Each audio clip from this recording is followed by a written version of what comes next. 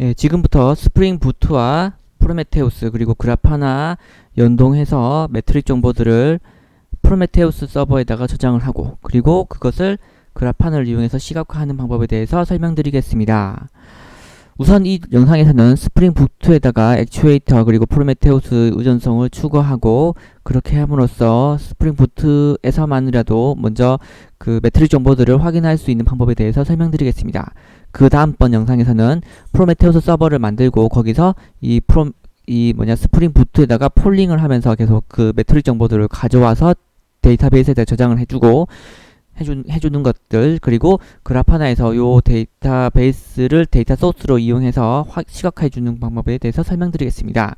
상세하게 액추에이터가 무엇인지, 프로메테우스가 그라파나가 무엇인지에 대해서는 구글링을 하시면 쉽게 확인할 수 있으니까 알고 있다고 생각하고 있으며, 지금은 이 스프링부트, 프로메테우스, 그라파나 어떻게 연동하면 되는지에 대해서 설명드리겠습니다. 자, 우선은 스프링부트 프로젝트를 하나 만들겠습니다. 그래서 이클립스를 띄워놓고서 스프링 스타트 프로젝트를 선택을 하고요. 그리고 프로메테우스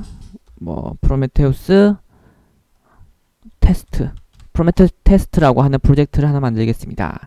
그리고 패키징은 자르로 하고 자바는 팔로 하고 이런 식으로 여러가지 설정은 기본적인 것들은 놔두겠습니다.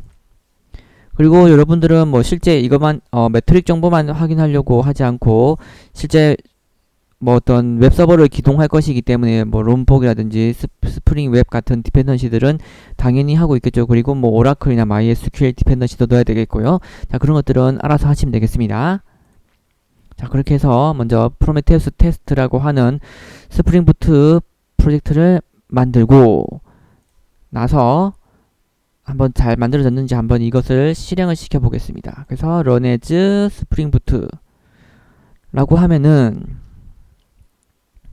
자, 밑에 보시면은 잘 올라가서 이렇게 8080 포트로 해서 잘 올라가 있다 라고 확인할 수 있으며 실제로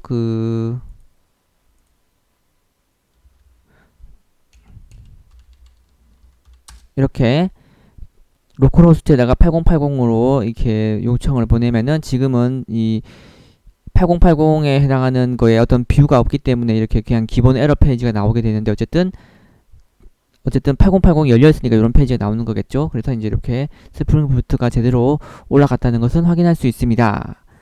자, 그 다음에 다시 내리고요. 우리는 이제 액추에이터라고 하는 디펜던시를 추가해 보겠습니다. 액추에이터를 하기 위해서 먼저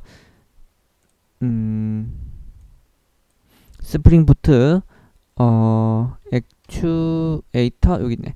스프링 부트 액추에이터 메이븐 레파지토리를 검색을 해서 이 폼.xml에 넣을 수 있는 정보를 가져옵니다. 그래서 맨 위에 거를 가져올게요. 자, 그래서 여기 거를 복사해서 우리 프로젝트의 폼.xml에 에다가 자, 이렇게 넣어주겠습니다. 자, 그래서 이제 스프링 부트 액추에이터를 이전성을 넣었기 때문에 한번 이 넣은 상태에서 어떻게 돌아가는지 한번 보겠습니다. 다시 똑같이 스타트를 시키고 자, 8080이 제대로 올라갔죠. 자, 그러면은 똑같이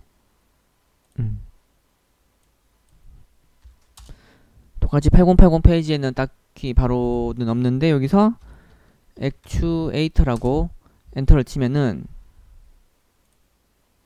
이렇게 어떤 제이슨 정보들이 나오죠. 이 제이슨 정보들이 보기가 어려우니까 우리는 이제 jslint.com 이런 식으로 제이슨을 좀 보기 좋게 해주는 페이지에서 제이슨을 확인해 보면은 이렇게 http 요런 URL도 있고요. 요런 URL도 있고 요런 URL도 있고 이런 식으로 그 액추에이터가 기본적으로 제공해주는 매트릭 정보들을 확인할 수 있는 URL들이 있습니다. 우리는 한번 여기 요 헬스 정보를 한번 보겠습니다. 그래서 헬스 정보에 들어가면은 이렇게 스테이터스 업이라고 해서 지금 이 스프링 부트가 업돼 있다, 즉 올라가 있다 라고 나오죠. 만약에 이거 하여튼 그렇게 되어 있습니다. 자, 그리고 또 하나 의존성을 추가해야 되는데 이제는 프로메테우스라고 하는 의존성을 추가하겠습니다. 그것은 구글에서 이제 스프링 부트 프로메테우스 레지스트리 메이븐 레파지토리라고 검색을 한 다음에 거기서 메뉴의 거를 들어가서 폼.xml에 넣을 값을 이렇게 해서 의존성을 복사한 다음에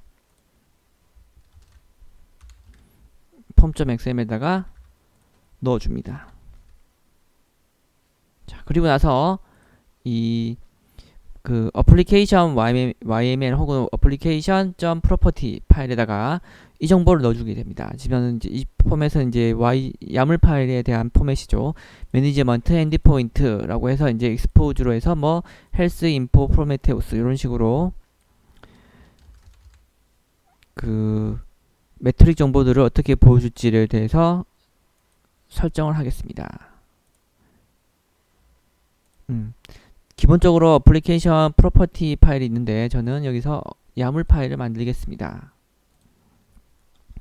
어플리케이션 YML 이라고 해서 만들고 이 프로퍼티는 쓰지 않을 거니까 없애고요. 야물 파일을 여기다가 아까 전에 거 복사해서 넣습니다.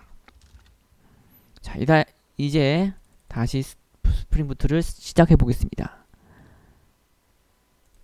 지금 한 거는 폼.xml에다가 이 마이크로미터 레지스트리 프로메테우스를 추가했고요. 그리고 어플리케이션 야물에다가 요 정보들을 넣어줬습니다. 그리고 스타트를 하겠습니다.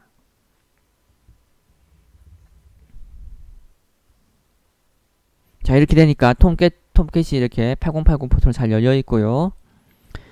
아까 들어갔던 액추에이터에서 들어가 보면은 여기 보면은 아까 전에 없었는 이 프로메테우스라고 하는 게 생겼고요. 거기는 이제 요렇게 http 요렇게 자세히 볼까요? 자, 요렇게 프로메테우스라고 하는 거에다가는 여기 그 레퍼런스가 http 해서 액추에이터 프로메테우스라고 하는 주소를 가져올 수 있게 되었습니다. 자, 그래서 이 주소를 복사해서 넣어주면은 왕창 나옵니다. 자, 이렇게 좀 더 가까이서 볼까요? 자, 보시면은 뭐 JVM 메모리 뭐 정보라든지 뭐 그냥 클래스 로딩된 클래스들 뭐 이런 여러 가지 정보들을 알 수가 있습니다.